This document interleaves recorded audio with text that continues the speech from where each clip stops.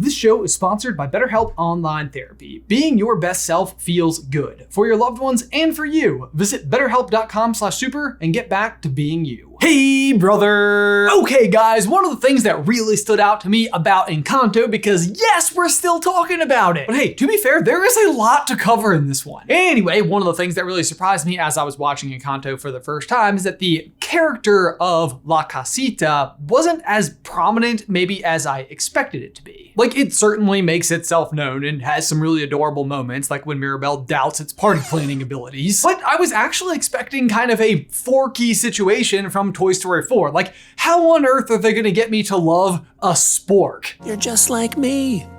Trash! And to me, what it ultimately ended up feeling like is La Casita was more a part of the setting than actually one of the characters. A clarification that, doesn't typically need to be explained for a physical structure. But beyond that, I was actually pretty confused about who or what Casita is supposed to be, if that's even the correct way to phrase that. Like, in a lot of ways, in the simplest sense, the house just seemed like an extension of the miracle. Like, we kind of see the origin story. Pedro makes his sacrifice in the river, the candle starts to glow, and the house literally emerges from the candle. It was, in addition to the magical gifts themselves, exactly what Alma needed in that moment. And on the whole, I actually feel like that would have been more than enough of an explanation for me. It is a magic candle, magical gifts, magical house, one big Encanto. Except that explanation doesn't always explicitly hold up. Like, at certain times, it almost seems like Casita is an entity unto itself. Like, towards the climax of the film, when the miracle is like literally falling apart right before our eyes,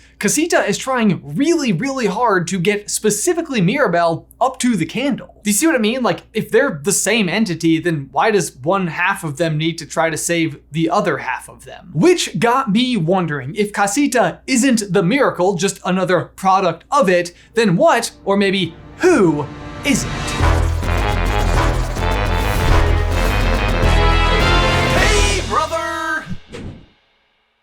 Guys, before we dive on in, we need to give a huge thank you to one of my all-time favorite sponsors, Bespoke Post. In case you are unaware, Bespoke Post curates monthly boxes of awesome that truly live up to their name. By their partnerships with small businesses, they're able to curate some incredibly cool collections that are super unique. Like right now, they have some super amazing winter boxes to get you through the cozy season, whether you're inside or out. Personally, I am in between this super comfy looking blanket in the Dwell box, or maybe even the Over Easy box, which comes with breakfast essentials, including a beautiful cast iron skillet, Bloody Mary and pancake mix, and maple syrup. I mean, seriously, like, what could be a better package for a Sunday morning in January?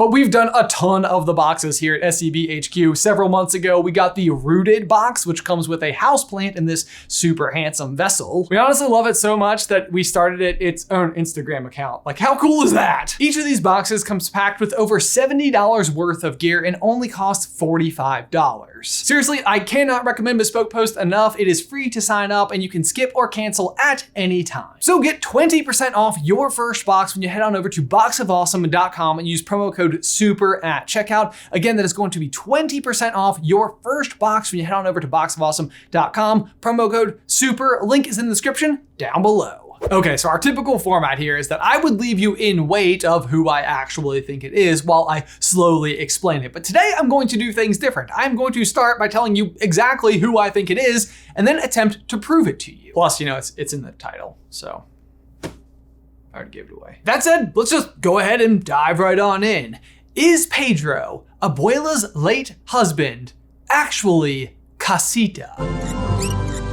And I mean, right out of the gate, I don't even feel like this is exactly a huge stretch. Pedro stays behind so that his family can go forth, and his sacrifice is quite literally what lights the candle and provides the Encanto. So the question here is whether or not his soul is somehow still present within the house, or if the magic just kind of has a personality of its own. I think the first big clue that Pedro just might quite literally be the house itself is the circumstances under which Alma and Pedro meet in the first place. It happens right here in this small town where everybody is gathered with candles for some kind of a celebration. And oh, look at the little wave. These two are too adorable. Now, when I first saw the movie, I didn't really have any idea why these townspeople might be coming together. I just assumed it must be some version of a vigil or something similar. But actually, the occasion that we're seeing here is an occasion that exists out here in the real world, and it's called the Day of Little Candles. It's a widely observed holiday in Colombia where everyone puts candles and lanterns out on their windows, porches, streets, parks, basically everywhere. And they celebrate each year on December 7th, which is the eve of Mary's Immaculate Conception of Jesus. And it also marks the unofficial start of the Christmas season. Like, do you already start to see the parallels that exist here? Like, they met for the very first time on a holiday where you light candles to celebrate a miracle. The miracle, of course, being the Immaculate Conception of Jesus, who goes on to be able to perform his own miracles and then dies and then comes back from the dead. This, of course, lines back up nicely with Encanto, where Pedro goes and sacrifices himself and Alma is gifted a candle that grants miracles. Those miracles including all of the gifts that the members of the family Madrigal have, and a house, which at the end of the movie crumbles, but then later comes back. On top of that, though, is the ever-present imagery of a golden butterfly throughout the entire movie. And this thing is absolutely everywhere. Mirabel has it on her dress. Abuela has a charm in the shape of a butterfly. There's a butterfly in Bruno's vision of Mirabel, and of course, a huge swarm of butterflies at the end of the movie. It's also present when Pedro and Alma meet for the very first time, and very noticeably present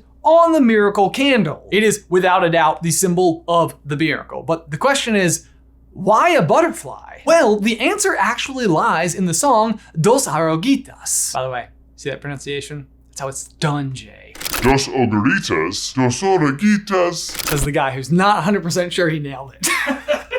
Dos oruguitas. Anyway, that is the song that is absolutely making you cry at the end of the movie, despite being entirely in Spanish, and despite having taken 4 years of Spanish, I didn't understand any of the words. Oruguitas means caterpillars. If you were to translate this song, though, what you would discover is that it is about two caterpillars that fall in love and then ultimately blossom into butterflies. And that idea of ultimately becoming a butterfly is kind of a metaphor for, like, enlightenment. However, in order to ultimately become those butterflies, they have to let go of one another and go into cocoons and just trust that when they re-emerge, the other will be there. In fact, the constantly repeated advice in the song is, don't you hold on too tight, both of you know, it's your time to go, to fly apart, to reunite. It's a lot prettier in Spanish. And sung by someone who can sing at all. But there really are these two key stages in this process, and one of them is letting go and being willing to go into the cocoon, and the other is eventually taking the walls of that cocoon down and re-emerging. And that's why I like to think that, like, emerging as a butterfly is kind of like the stage of enlightenment, and it's the part that Abuela is failing at for the better part of the movie. Not just for the movie either, like the 50 years prior to that as well. The movie, of course, touches on this very idea thematically, as it is the primary objective and story of the movie, but it also visually shows us that she hasn't left the cocoon. She hasn't broken those walls down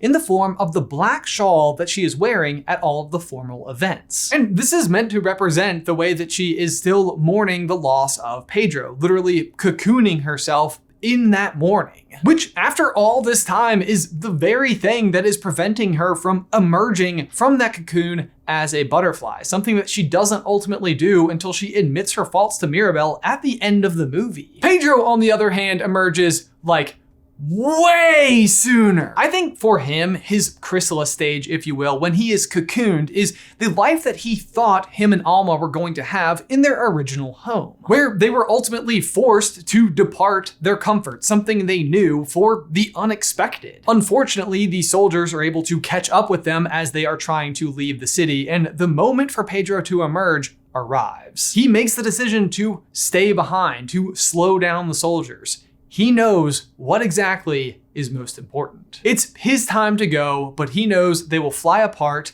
and reunite. And this act of sacrifice that he's making is kind of amazing because Pedro is wildly outnumbered here. Honestly, I don't even think he would stand a chance against this group, but I also think this is exactly what the miracle recognizes in him in this moment. That he was quite literally doing everything in his power to put his family first. And I really think this is exactly what happens. Pedro is not the one who actually holds them back. The miracle is ignited and literally blasts the soldiers back. And what we see next is the very first act of the miracle, where Casita literally starts to form itself right around Alma. Home is where the family is, if you will. He is the family, meaning he is the home. But it even goes beyond that, because Pedro emerges, metaphorically speaking, before Alma does. And we see that he, as Casita, knows the exact right thing to prioritize, which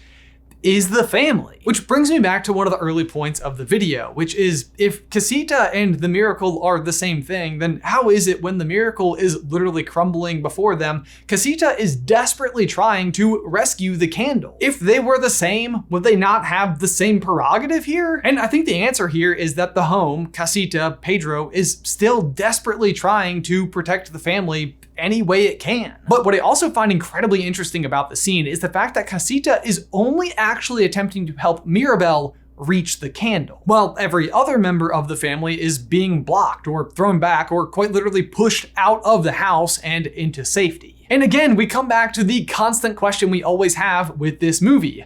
Why Mirabel? Why help her reach the candle? And I think we have an explanation for that too. Earlier in the movie, Mirabel overhears Alma speaking next to the candle. She says, Pedro, I need you. She is specifically pleading for help from Pedro here, for him to somehow reach out and give her some guidance. What is it that she's not seeing? And what we and Abuela ultimately discover is that he was sending her Mirabel. In the end, Abuela literally addresses this exact idea directly, word for word. I asked my Pedro for help.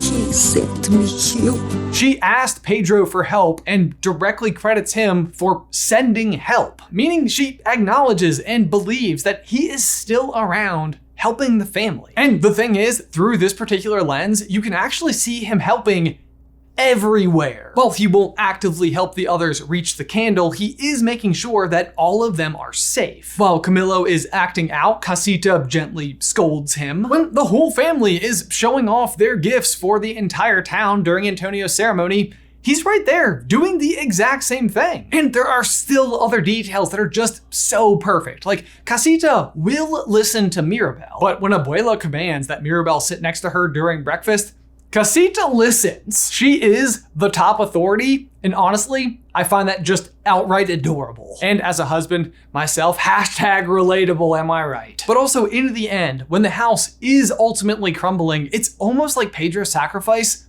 all over again. Casita is actively falling apart, but still going to every effort to protect every member of the family in the process. And in its final moment, the last thing it does is form a protective barrier around Mirabel. But then when it comes back, look at the very first greeting it gives Mirabel. It's the exact same little wave that he gave Alma all those years ago. Hola, Casita. Boom! Casita is Pedro. Oh gosh, and okay, one last thing just for like bonus points. Do you remember the photo that was taken during Antonio's ceremony where like Mirabel is just inexplicably being left out of it? Check out the family photo at the end where Casita brings everybody together, but also is in the photo itself. Because it's also a member of the family. It's also a photo where not everybody is posed perfectly like before. This is because they're not perfect, and that's okay. For my question of the day, what do you guys think? Do you think it's possible that Pedro is in fact Casita? This one to me honestly feels like it all comes together so nicely, and what's really cool about it is I started this video by talking about how I felt like Casita wasn't a super prominent character, but after spending all this time with this video, I feel like I get it now, and it does feel even more prominent. Let me know all of your thoughts in the towel section down below. But guys, as always, thank you so much for watching. Be sure to like this video and subscribe to the channel if you haven't already. If you'd like to see some more Encanto action from us, you can check out this video right here where we talk about what Abuela's gift is, or if you'd like to find out Bruto's other secret power, you can check out this video right here. Otherwise, until next time, bye!